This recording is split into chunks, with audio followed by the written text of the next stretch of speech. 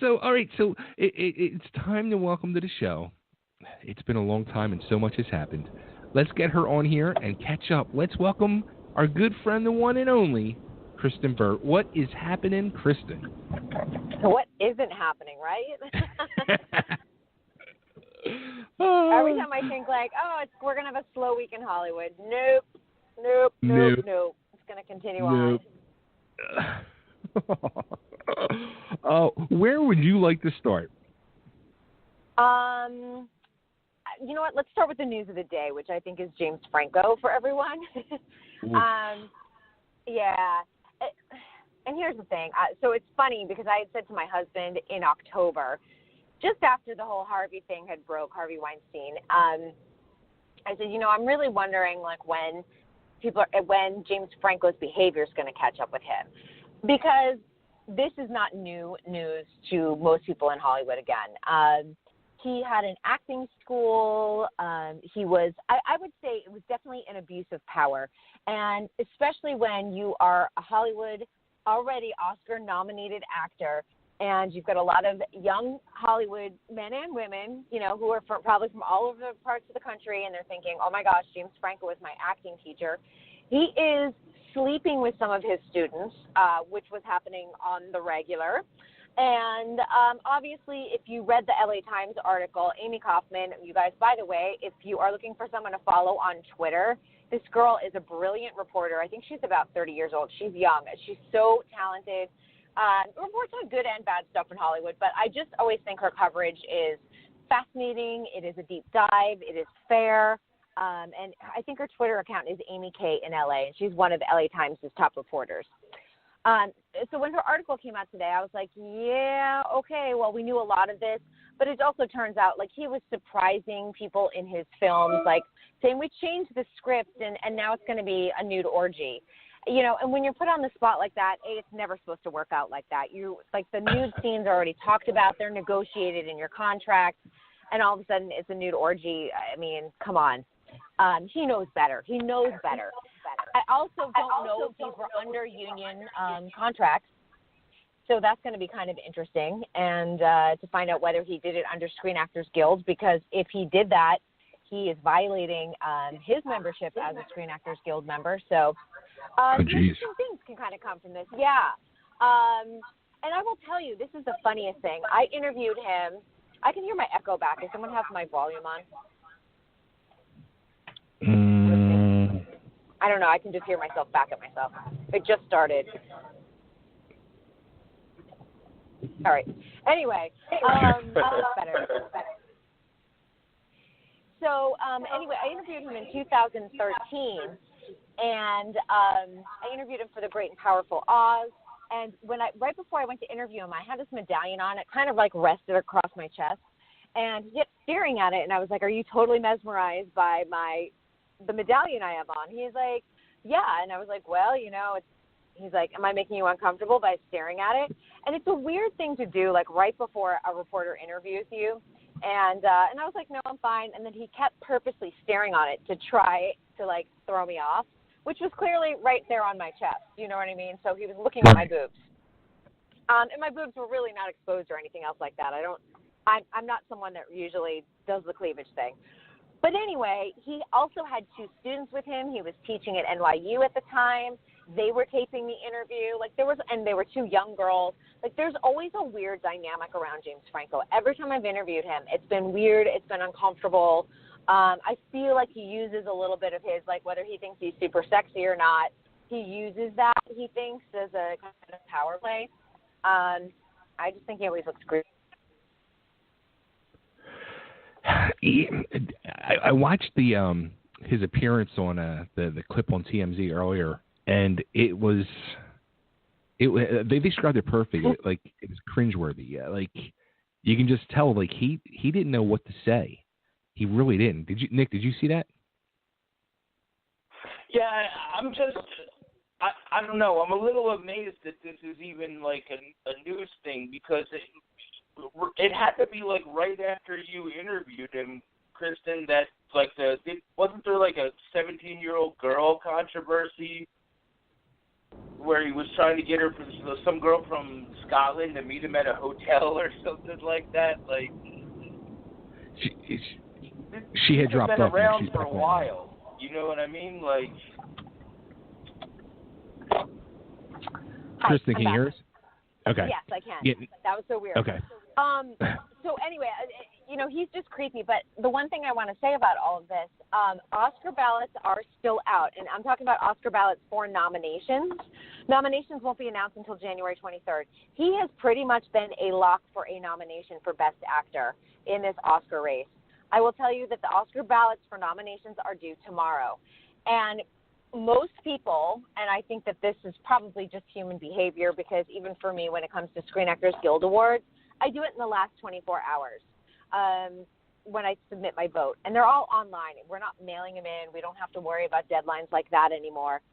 This is going to affect possibly his Oscar nomination. And it brings up two questions of, like, A, should we be honoring people that are scumbags? Or B, should we be separating the people and their messy personal lives from the work that they're doing on screen? But also, the Academy has dealt with so many messes over the past few years. Oscars so white, equal pay, women getting their opportunities behind the camera, that Oscar fiasco with the envelopes. I'm not sure that they really want him to be nominated. Right. They can't control that, though. They can't control the votes. I mean, if PricewaterhouseCoopers counts the votes and he is eligible for a nomination, he's eligible for a nomination.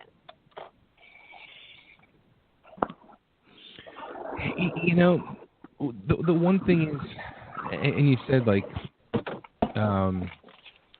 should we separate, the two? And to a point, I think you kind of got to, because there's so many skeletons in everybody's closet. And God knows, I like we've said almost every week, this is the tip of the iceberg of this whole thing. And each week and each day, there's more revelations of stuff. And pretty soon, it's going to be like, who's left? Yeah, I mean, hopefully it puts other guys on notice too.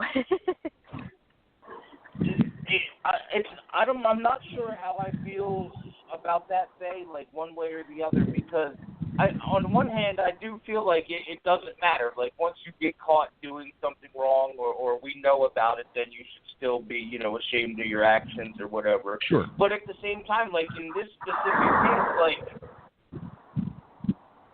this guy has already done questionable things in the past when they hired him. Like I said, that whole, 17-year-old schoolgirl thing, that already happened before they hired him.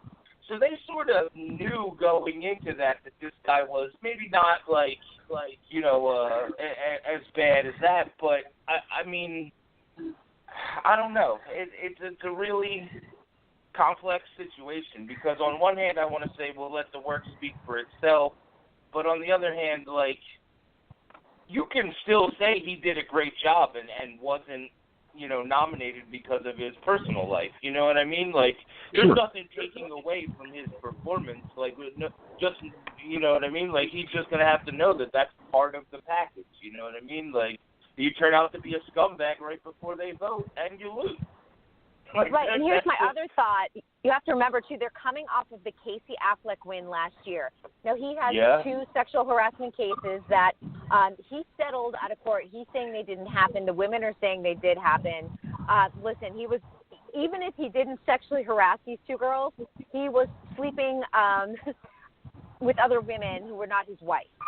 So there's that. So we know that he's not a quality person to begin with. But right. You saw what Brie Larson did when he won. She didn't hug him. She didn't applaud. Because you have to remember, when you do win an Oscar, there is adulation, there is applause, there is congratulations.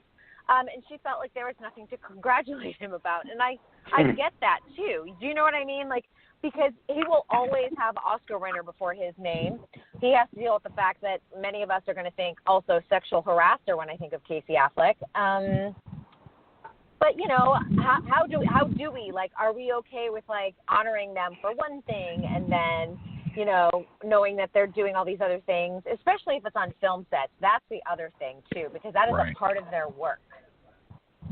Well, yeah, and that's what I was going to ask you. You know, maybe there needs to be some sort of, and I hate to use the phrase morality clause, but maybe when you sign up to become, you know, a member of this or a member of that, from now on there needs to be some sort of morality stipulation where if you're caught being, you know, Harvey Weinstein, then, you know, we're going to strip you of your awards. And there just has to be something that a little, I mean, it's not unheard of for companies to do stuff like that outside of the entertainment industry. Mm-hmm. So it sort of only makes sense. You know, and that's a good point. And oftentimes the actors have a morality clause, like when they do an endorsement deal or something like that. Oftentimes corporations have that in there. You know, that's a good question. And because not this week, but next week is SAG Awards week, and I will most likely encounter Gabby Carteris, which to me is always Andrea Zuckerman from 90210. However, Absolutely. She is also our Screen Actors Guild president. And I will tell you, she's the nicest person ever. She is like so kind. I love her. She will probably answer that question. And I'll throw it out to her just to see, is that something that's on the table? Is something like that worth doing or pursuing on the Screen Actors Guild end? Because we could strip them of their awards. We could strip them of their membership as well. Is that something that they might think about in the future? Right. Now, let me ask you this, and this is for our people at home that are they're totally outside of the world of Hollywood. Our suburban listeners are, you know, quote unquote normal life people. Mm-hmm. What would you say to them if they were like, well, I don't understand. Even if he gets the nominations, why don't they just rip him up and tell them that, you know, and say he's not nominated? Like, I can hear in your voice, like, there's no scenario that you could think of where they would, like, I don't want to use the word lie, even though that's kind of what it is, but you understand what I'm saying? Like, just kind of ignore the fact that he was nominated? Right. So the Academy, and, you know, this is kind of interesting because it kind of ties into what we saw happen last year with the envelope snafu. The Academy doesn't count their ballots. They have no clue who is winning at all. The only people that know who is winning or who is nominated or anything else is the accounting firm of PricewaterhouseCoopers. And when it comes to the Oscars, they leave that responsibility upon two people.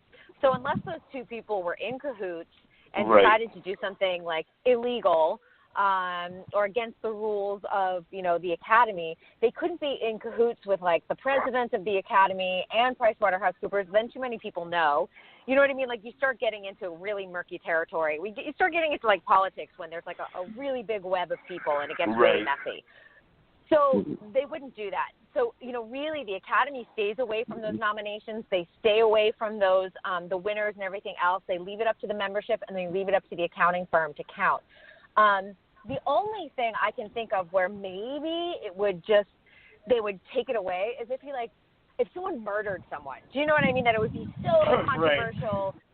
But I can't think of, like, this situation. It's like if the voting membership is going off of, you know, just the performance, because that is what they are asked to vote on. And we all know that's a little bit of BS because you do vote for your friends sometimes and you do vote for people you like or people you feel like who are due. There's some politics involved in that. But if they're taking it for face value just based off of the performance, I'm sure some people are going to be like, I don't know about these girls. Who knows? I'll just give him the vote anyway. And if enough people vote that way, he's going to get his nomination. Right. I will say, though, with a bigger female membership this year, it's bigger, it's stronger. I got to tell you, if I was a female voting for nominations at the Academy, I would probably not vote for him at all, just because I'm too conflicted about it as a female. Absolutely.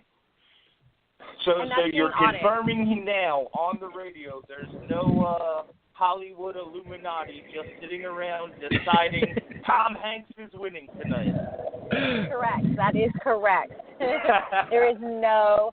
And I want to prove to you guys, like last year, if there was some sort of Illuminati, then La La Land just would have won, even though it was a weird snafu of someone being handed the wrong envelope. They just would have been like, we'll just go with what Warren and Faye Dunaway said. It's not the way it works. They had to go and get the correct envelope and reveal the correct winner because that's who it was. So if that proves like there's no Illuminati, that proved it last year.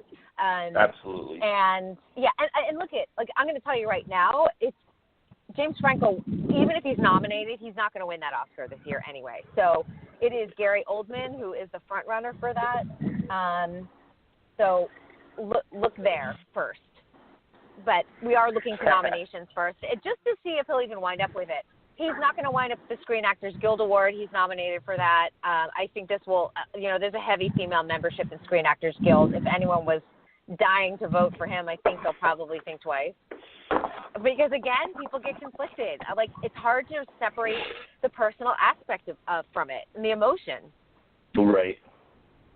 And I've got to imagine that almost every female actress who came here as a young woman, straight out of, like, some of the smaller states, like, not talking about some of the savvy girls out of, like, L.A. and New York who already knew what time of day it was, but that you were taken advantage of by someone in some sort of power position while you were trying and struggling in Hollywood. It's happened to everybody. And it doesn't, necessarily mean that you wound up naked or anything else like that, but situations where you're like, wow, if I had been a little bit more aware or savvy or felt like I had the power or felt like I had the courage to say something, I wouldn't have put myself in that position. I think at the rate we're going, we might end up with Tom Hanks winning the award every year, even if he's not in a movie.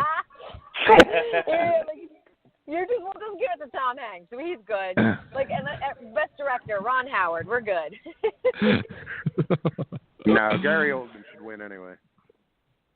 He's the front runner as it is. He's got a little bit of a messy domestic violence stuff in his background, but that seems to be. I know it. I feel like that's going to be swept under the rug where James Franco is not. Right, yeah. Now, just listen to that. Like, I know. This is what I said 10 minutes ago. Female. Everybody's got these little skeletons, and just like it's a matter of what people want to sweep under the rug if they don't. Yeah, and they'll excuse it because they'll be like, well, it was his wife. Do you know what I mean? And that is horrific in a statement in and of itself, because any woman who's been in an abusive relationship, trying to get out of that is a very big struggle. Long struggle, too. So to think that, like, we're saying, well, it's no big deal, we'll honor him anyway. Your domestic violence with your husband at the time didn't matter. That's, that's awful. It's awful. And that's, that's when I sit there and go in Hollywood. We create levels of, like, what's a greater infraction. Right, yeah. Now I have another topic for you. Okay. Okay.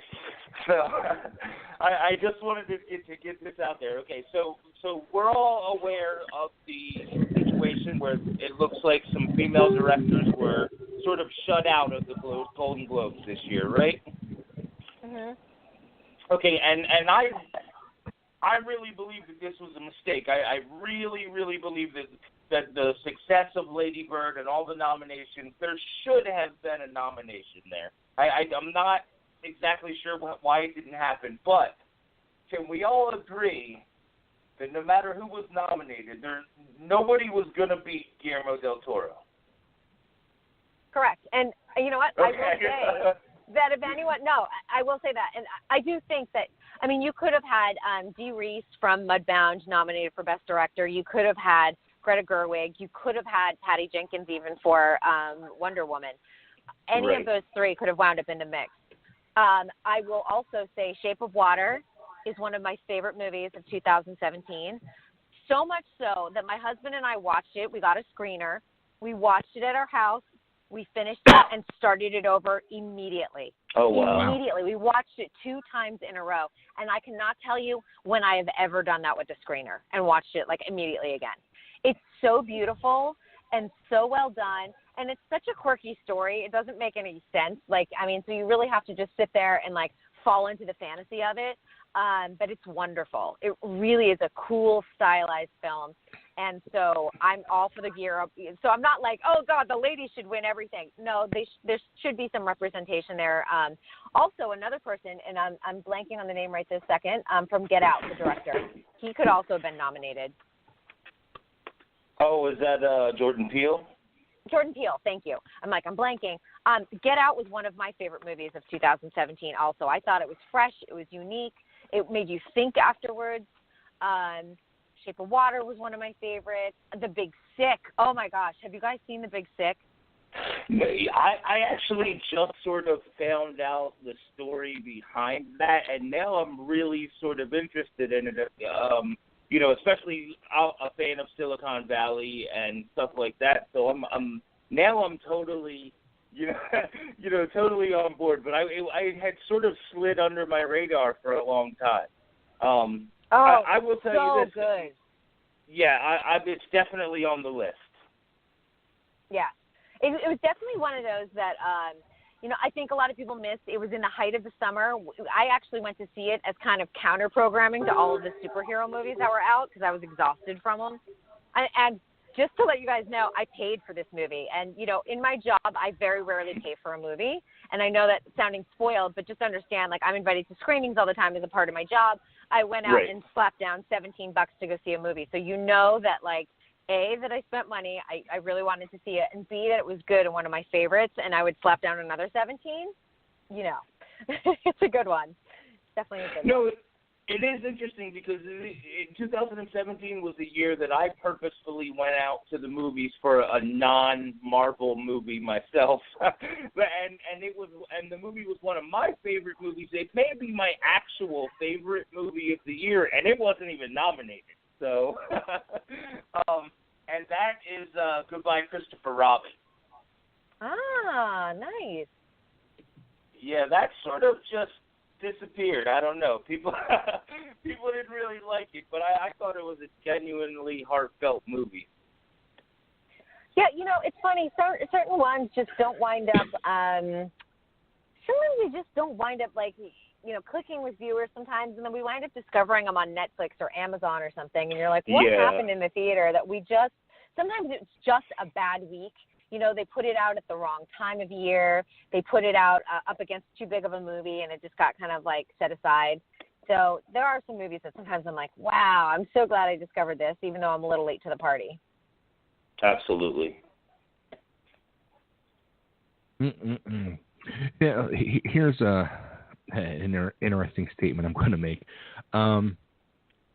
Since we were talking about the whole, creepy side of Hollywood with James Franco, the whole Harvey Weinstein thing, is it wrong for me to feel feel bad for him with that situation that happened with him at the restaurant with that guy? Well, I think he made his bed. However, being slapped at a restaurant, and the guy was ridiculously drunk, but obviously harassed him. I'm like, come on, people. Don't start acting like Harvey. Do you know what I mean? Right. It's not, you can't, one's a bully doesn't mean that you get to bully him. He's going to sit here and he's going to have to pay for what he did for the rest of his life. He's never going to be welcome back into Hollywood, even though somehow I hear that he thinks he is, but he's not. So let that karma play out on its own. Don't add, if you try and force karma, it never works. Come on, we know that. Right. All right, but I have two comments on this. The first one is, let's not get carried away. It was barely half a pimp slap. It wasn't an assault. I don't think that he's traumatized from it. But here's the thing, and here's why I think you're wrong for feeling bad for the guy. Because if you did all of that heinous shit, would you show yourself at a fancy restaurant in town, or would you stay at home and eat by yourself where people aren't going to, see you and be triggered by your actions? He brought that on himself in a way by just flaunting himself out there. I mean, this is the fifth time somebody's caught him out in Scottsdale. Hell, you caught him in Arizona. Yeah. And also, think about this. Kevin Spacey is at the same exact place that Harvey is, and we really haven't heard about Kevin Spacey. And Harvey is ballsy enough where he doesn't care. He thinks that Hollywood is eventually going to welcome him back. And I'm like, I don't know how delusional you can possibly be, because I'm like, I don't know anyone that wants to work with you, because it'll ruin their reputation. Even if someone's like, well, maybe. There isn't a comeback story on this one. Right. No, I feel like absolutely. a Louis C.K. might get a comeback. Harvey Weinstein and Kevin Spacey, there's no comeback. They're done. And I find it particularly interesting with Kevin Spacey because there was a while, like, Kevin Spacey could have been the closest to, like, Hollywood royalty in a long time. Like, he was universally sort of, on the outside anyway, loved, and people, you know, he just couldn't do any wrong until he did. Yeah. Until he did. And, you know, and that's it. It's like, I think a lot of us knew that he was not great in his relationships and things like that. But I don't think many people had knowledge of the under 18 issue. And, you know, neither is acceptable. But when you start reaching, you know, people that are underage, it's really a problem because, hey, by the way, it's illegal. Yeah, and I think trying to trade off of his perceived sexuality to try and get out of a mess really pissed people off. Like, oh, forget it. Yeah. Yeah. Well, exactly. Don't sit there and come out as a gay man. This is not an opportunity for you to be like, I'm gay. That one has nothing to do with the other, because as we've seen, it seems to be a lot more straight men that abuse their power than gay men. And one has nothing to do with the other. So don't sit there, because essentially you're a pedophile. And right. There are straight pedophiles, there are gay pedophiles, but a pedophile is a pedophile. Well, that whole with the whole Harvey thing, again, that kind of leads into as well this whole Oprah for president thing. Like, with that whole craziness. I just love that we're so desperate. This is what I realized. I'm like, we are so desperate that Oprah makes, and this was probably one of Oprah's best speeches ever. We knew she was going to say something poignant. I think she spoke even more poignant than even I expected. Did I think that all of a sudden she should run for president in 2020? No. I don't think she wants to anyway, but we're so desperate as a nation that anything looks good to us. Like, okay, great, we'll take Oprah. Forget it. Just get rid of Trump. We'll take Oprah. I'm just telling you guys right now, Winfrey Johnson would be the first landslide victory in the history of the United States. I'm just okay, saying. I would totally vote for that.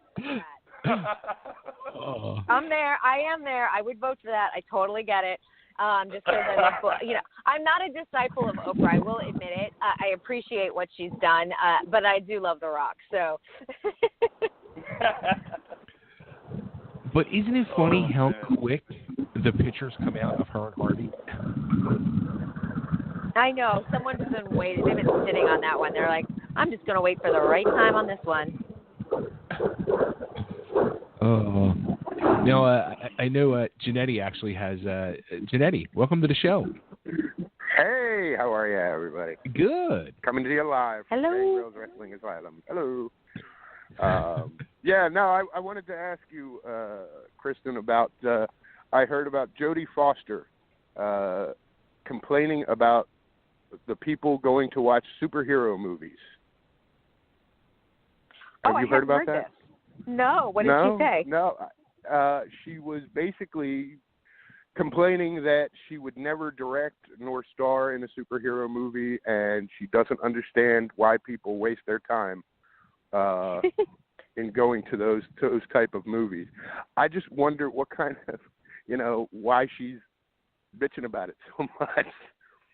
I don't know. If I were an actor, that's what I was like. Is it jealousy because she's not being offered a role in them? Because I think most actors, even if you don't like the superhero movies, I'm not a huge fan of the genre. I'll be super honest. There's a couple, like I loved Thor. I usually like Avengers. You can give me Hugh Jackman as Logan or Wolverine, so that the cows come home, and I'll always go and see that. But I don't usually go and see like the Captain Americas. They get boring to me after a while. But I would think if I were an actor and I was offered a role in a Marvel film, I would take it no matter what. I don't care, like, if it's, I'm acting with a computer half the time and it's CGI and everything else. I still think I would take it because I think it adds something to your career. At least in 2018 it does. Absolutely. If you're any kind of major character, you get the rest of your life to go to these Comic-Cons and get people to pay $40 and $50 for a picture with you. Exactly. Well, why not? I'm totally. Sure. I think it's kind of crazy to even say that. But I get it. As a movie-going viewer, the summer to me is so boring, and that's why I was literally like, okay, the big six, great, $17, going to see it. So, I feel the fatigue in Hollywood, and I think we're seeing a little bit of fatigue because we've seen some of the DC movies not do too well whatsoever, like Justice League and things like that, some of the Batman stuff. But it's still like if you're offered a role, you take it, you run with it. Yeah, but I think we've turned a corner, though. I think you're about to see a smarter superhero film. You have Brie Larson coming in. You have almost the entire cast of Black Panther is amazing. Like, they're starting to attract a higher level of actor. And I think that's going to be really good for the movies that end up sticking around. But I think this is all kind of ridiculous because, Superman the movie came out in 1978 and it was nominated for 3 awards. Okay, they weren't the big Academy Awards, but they were still freaking Academy Awards. Like, just because there's been a whole slew of crappy ones doesn't mean that there's not some real gems in there. Yeah, absolutely. And, Black Panther has become already the best-selling or best pre-selling Marvel movie ever. I'm super looking forward to it, too. I will say that's one I am definitely going to see. So every actor in that movie is celebrated. Yes. And people that I really like, too. Do you know what I mean? People that I'm like, oh, their work is always outstanding. One of the things that irritated me about it was that she was basically, it was kind of like, to me, she was saying that if it wasn't for these superhero movies, the movies that she makes would be received better, or people would go to those rather than the superhero movies. I'll be honest with you, I wouldn't step inside a Jodie Foster movie if my life depended on it, whether there were superhero movies or not. I can't think of the last Jodie Foster movie I saw. I mean, maybe Silence of the Lambs. I don't know. I mean, really. No, I'm being honest. Silence of the Lambs. Yeah. I turned off Meg about halfway through. No, I didn't see that. Yeah, I think you're lucky. I saw what the Beavers she did with Mel Gibson. I saw that. I won't go see a Mel Gibson movie, so that takes me out of the running for that. Yeah. I'm done with him. The last couple movies he's done have been good. Really? Yeah, I wanted to see the Stepfathers one because I thought that would be hysterical. But there was a movie he did, like I think he did 1 or 2 movies over the last few years that I ended up seeing, and I was like, wow. I mean, but it was like goofy movies that I like. So I mean, my taste is not. Well, isn't he directing? Isn't he directing one of the movies coming up? One of the superhero movies, Suicide Squad? Did I hear that or? I don't know. I don't think so. I think it was rumored, and I don't think it ever came to fruition. Oh, okay. Yeah, and I know, Mel Gibson has this sort of black cloud around him, but the rest of that movie, by the way, was Jodie Foster, Jennifer Lawrence, and Anton Yelchin. So it was a good damn movie. Like, wait, are you saying something nice about Jennifer Lawrence? No, I try not to. I do not support Jennifer Lawrence's films, but it was a good movie. Yeah.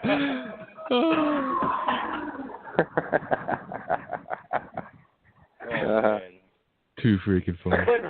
But I can sort of understand that, Jimmy. You don't sort of when you're the kind of filmmaker that puts like I'm not saying comic book filmmakers don't put like their heart and soul into the film, but there's something to be said when you're taking this small story and turning it into something and it's special and it's art, and then like it makes like $17,000 in the theaters because it opened opposite Justice League. I could see why you would be pissed at something like that. Yeah, no, I understand that aspect of it, but it's not like, again, it's not like I would go see her movie anyway over top of what it was. I just think she's sitting there saying that, yeah, well, if it wasn't for these movies, my movies would do better. I don't think so, but okay. Because people can go see both.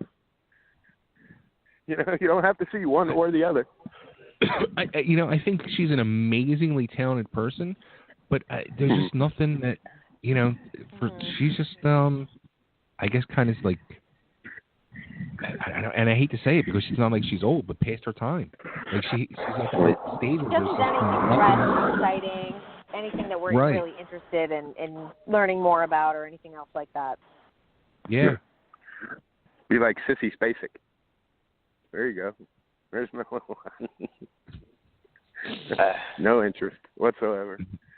I would watch a Sissy Spacek movie over Jodie Foster for sure.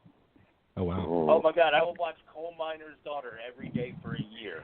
Are you kidding Carrie, me? she's so good in Carrie. Come on. Yeah.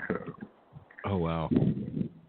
Now, Kristyn, did you hear anything about our friend Corey Feldman? I saw that some woman brought up charges on him, saying. Yeah, I briefly saw that yesterday, and I didn't wind up doing a deep dive just to see what it was all about. But it looks like sexual assault charges. Yeah, she accused him of grabbing her ass in like January of 2017.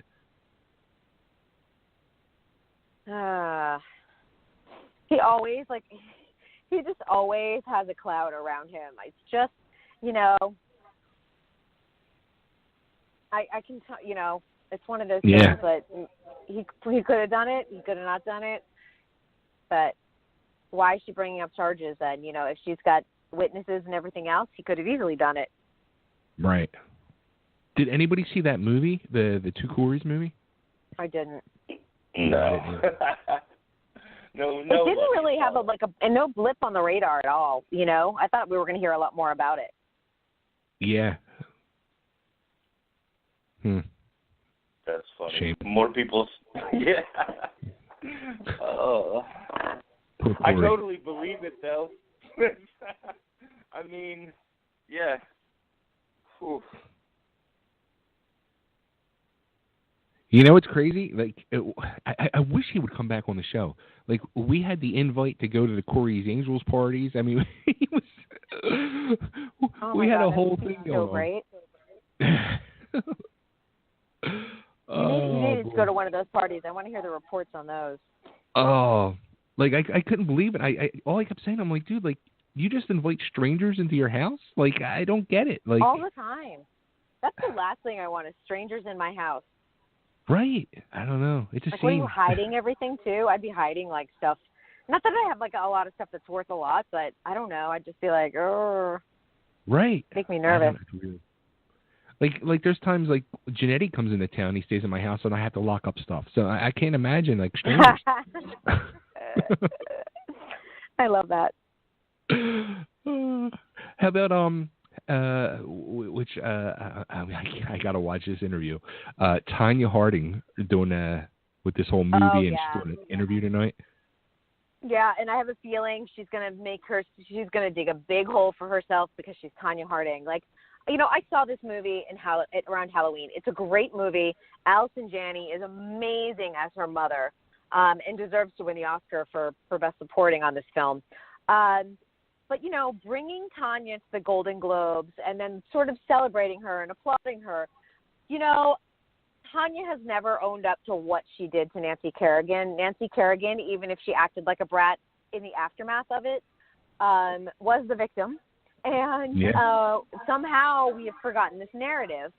I do appreciate that the film gave you a more sympathetic view of Tonya in that she grew up in a very abusive environment. And she went from an abusive household with her mother to an abusive household with her husband. And that is all she knew. Right. That was her language. And I think that everyone that has any ounce of like empathy in them understands that. And I think understanding that slice of the pie was important. However, turning her into a hero and throwing her on the red carpet and bringing her to the Golden Globes is the wrong narrative to rewrite. Yeah. And that's kind of where I feel about the whole thing. Yeah, Can you imagine being Nancy Kerrigan and watching this at home? I would be so angry. Oh, yeah. So do you think ridiculous. we could see Tonya Harding on Dancing with the Stars at some point now? That's my big question, because in the spring, it's only a 4-week episode or 4-week season, and it's all athletes. Isn't that weird? Oh. And I sit there, we've already had Nancy Kerrigan on the show, and I'm like, would Dancing with the Stars piss off Nancy Kerrigan, who will probably never come back to the show ever to even visit, by doing that to her? I don't think they would, actually. I don't think that they would bring Tonya in for this. I just feel like it's such bad publicity on Dancing with the Stars' end. Versus they brought in Ryan Lochte, where he made a mess, but he showed up on the show and did his thing. But right. Tonya, where you've already had the victim on the show as a contestant, can you do that to the villain and have them on? I don't think so. That's my thought. And I think she'd be eliminated the first go round. I don't think people would be voting for her at all. Yeah, I have no interest in seeing her. I'm like, we're good. This is big enough. This is good. And the movie gives us more perspective on your life, and I think that that's fair. But I don't, and I'm glad that you have a good, healthy family life with your husband and son. You deserve that after having such a tough childhood. But until you're going to own your part in what you did, I don't need to see you in the public eye. You know what I mean? Right. Unless she has some big revelation in this interview tonight that we have yet to see. So if she's got a big revelation and she wants to really say, you know what, I did know, or I knew more than I let on, then I would totally go, okay, maybe there really is some growth there. She needs to really just come out swinging with "I'm sorry." Exactly. Just admit guilt, apologize, beg for forgiveness, admit you messed up. Yeah, and then just sort of be done with it. I mean, that's what you got to do. Wow. So, all right. So, what do you have going on in the coming week? Well, it's SAG Awards week next week, so it's going to be a very busy week, and I'm also off to Detroit on Saturday. I will be at doing the live presentation for Hyundai. It's a global reveal of one of their new vehicles. So I will be at the North American International Auto Show. So it's going to be, I've got a really busy week ahead. I'm like, okay, I've got to get through this. Do you know what the vehicle is? I do, but it is embargoed until Monday.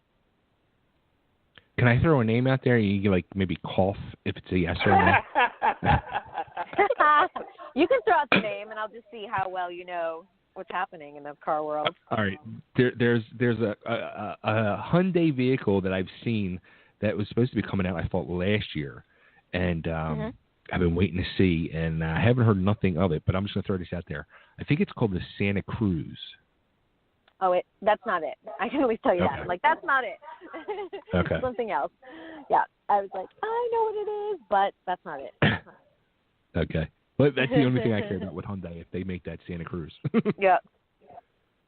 Yeah, I've seen the concept of the Santa Cruz a few years ago, and I don't know what happened with it. So if I find out any inside scoop, I'll let you know.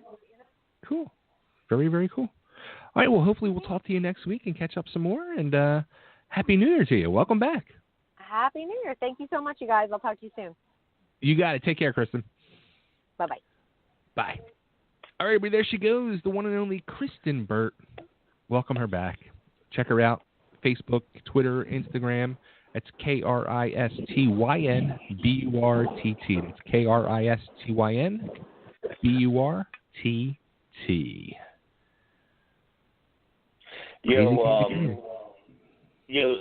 Listen to this. Just for the rest of Tonya Harding's life, she's going to be like, Margot Robbie played me in a movie. Or wait. Well, listen to how this. Much of that's a huge fucking win in life. Come on. Or listen to this. Margot Robbie has to go around saying for the rest of her life, I played Tonya Harding in a movie. It doesn't equal out, does it? No, it doesn't. Because man. Tonya Harding's going to go to her grave thinking that she's as hot as Harley Quinn, and that's not fair. Oh, man. And by the so way, funny. Hyundai's announcement is almost assuredly going to be fuel-related or fuel cell-related. Yeah. Watch. You know what's crazy? Over the break, the dude we had on from the band Cream Circus, the Philly band Cream Circus last year, Yeah. Chris DePinto, he's got his own guitar company. He posted over, I think it was like New Year's or close to Christmas. Him and his family went on a trip, and they have one of them new Chevy electric cars. I think it's the Spark. And Okay. they did like this big round trip thing, like I forget where they went, but it was like hundreds of miles away. And he broke down like how they had to do it. And for a minute, I'm thinking to myself like, all right, that sounds good. But then I'm like, man, I couldn't deal with that every day. Where like they literally had to stop every 2 hours to a charging station and recharge the car battery. Well, screw that. Yeah, like I couldn't deal with that. I'm surprised that there are charging stations within 2 hours of each other all the way across. Right. Exactly. Yeah. Like that would make me so nervous and scared. Yeah. Well, that's why what are the hybrids? They're both. Yeah. Yeah. Is that right? Or yeah. So I mean, it's good that you can get gas if you need it because Right, that's basically it. There's plenty of gas stations that you go to. You don't see any electric charging station there. No. Yeah. No. So maybe some of the new ones that they're putting in, they'll have that. There's a lot of them out here, though. I can tell you that. I do see a lot of them, and a lot of parking spaces that have like electric car parking that has hookups right there. Yeah, I mean, I'm sure we're going to be seeing them more and more, but I mean, just the thought of it scares me. Like I get nervous if I start getting low on gas. I'm like, oh my God, I got so many miles to get to the next gas station. Let alone, you know what I mean? Like, oh Christ, where's the next charging station? Like, really? And then you got to like wait an hour. Like, you got to hope you find one that's a fast charging station, and then it takes an hour to charge up. Yeah, right. Yeah. I'll tell you, my vehicle is a what do they call it? It's not a electric or whatever. It's flex fuel, and it's total bullshit. Like flex fuel costs more than regular fuel, and there's like one place in the state that has it. Yeah, flex fuel. That's the problem with it. That's the problem with it. And part of the thing is, too, the gas and the oil people have such a monopoly over this stuff. They don't want to let it in there because they're not making money on it. Right. Sure. So all these places that are opening, it's not like you're seeing there's a general gas station. They're just doing general gas. Well, except Wawa and Sheets and those type things. But most of the places that you see opening up are Exxon, Mobil, Sunoco, B&P. Any of these companies, the gas companies themselves, are opening these stores, and they're not going to put anything in there that they don't want. They're just going to put their product in there. So that's part of the problem. It's only a matter of time before the world is owned by Wawa and Amazon. There you go. I'm good with. I think I'm okay with that. Yeah, actually, I ordered something from Amazon today, and ordered something from Wawa yesterday. I'm part of the problem. You're not part of the solution, Janetti. You are part of the problem. No, I am part of the problem here now. You are. It's very rare that happens. So yeah. There isn't a single day that I don't visit the Amazon website for one reason or another. No.